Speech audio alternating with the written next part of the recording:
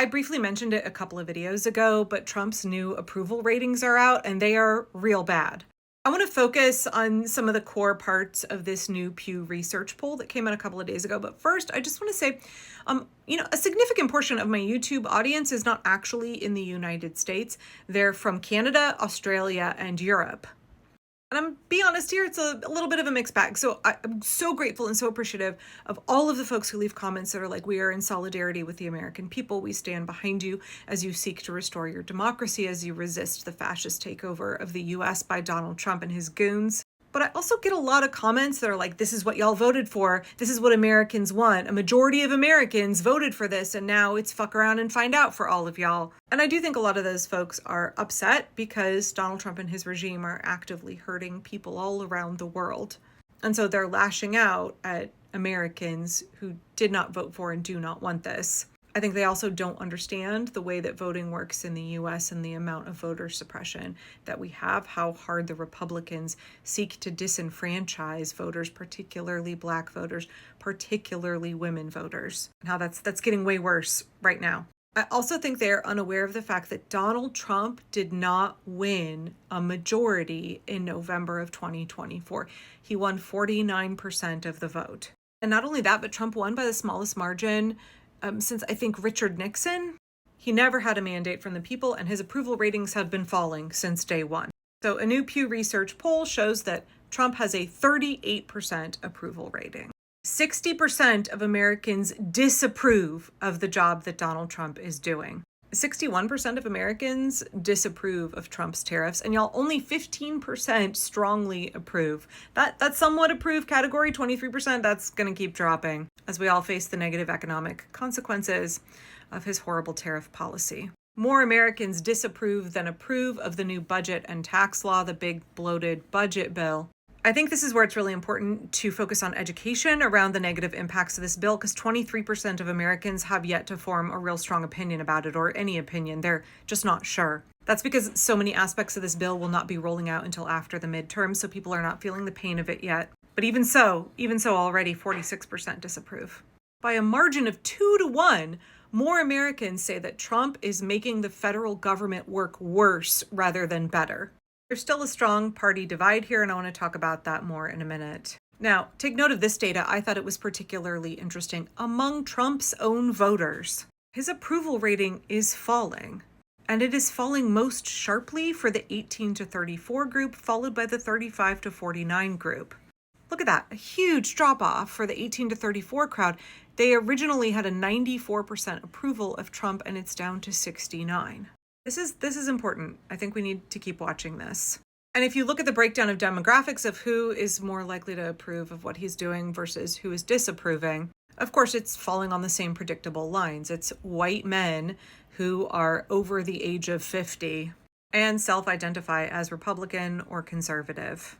But some areas where he had gains in 2024, like with Hispanic voters, he's currently doing quite poorly.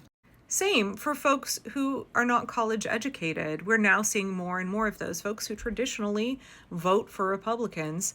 They're not cheesed. 56% disapproval. Again, overall, 60% of Americans disapprove, 38% approve. And really, only 27% strongly approve of the job Trump is doing. And I think we can identify those folks as like, that's the diehard MAGA cult. Those are the folks we're not interested in reaching. We're not going to reach them. They're in a cult. Here you can see the drops between February polling and August polling. Even amongst folks who lean Republican, he is dropping. He's dropped almost 20% amongst Republicans when they are asked about whether Trump is having a negative impact on the way the government works. I know myself and a lot of other people have said from day one, the more terrible things Trump does, the more he's going to tank himself. His policies are harming the American people. They're bad for this country. They're bad for our health. They're bad for the economy.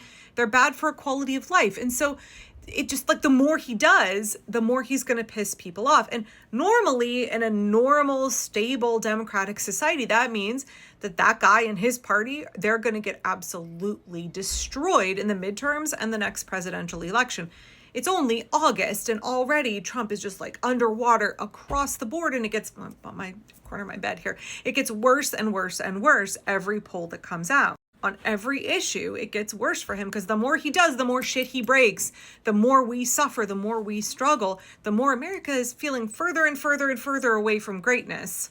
We don't have a stable democracy. We have brazen, out in the open cheating by Republicans who are desperate to hold on to power through illegitimate means. They cannot win unless they cheat. They don't have a mandate from the American people. They don't have the will of the American people behind them.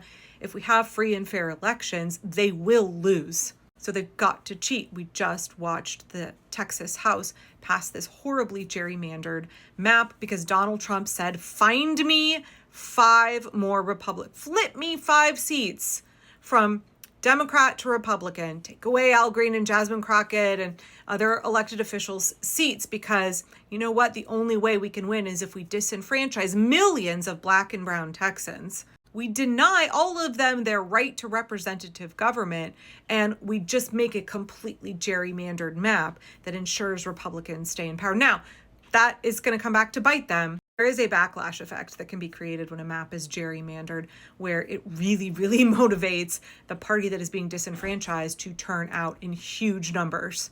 That's what we've got to see in Texas. They don't want free and fair elections. They don't want a representative democracy. They want a fascist theocracy. They want to hold on to power through illegitimate means. There is no way the Republicans are going to do well in the midterms if people have their votes counted. They're doing everything they can to kick people off the voter rolls, to disenfranchise voters, to gerrymander districts. And now we're looking in October at the Voting Rights Act potentially going to be gutted even further by the uber conservative 6 on the Supreme Court. I have said from day one, they're not going to cancel the midterms. So many people in my comments are like, they're going to cancel the midterms. No. These kind of leaders typically still have elections. They just try to cheat to make sure they can hold on to power. And that's what we're seeing now.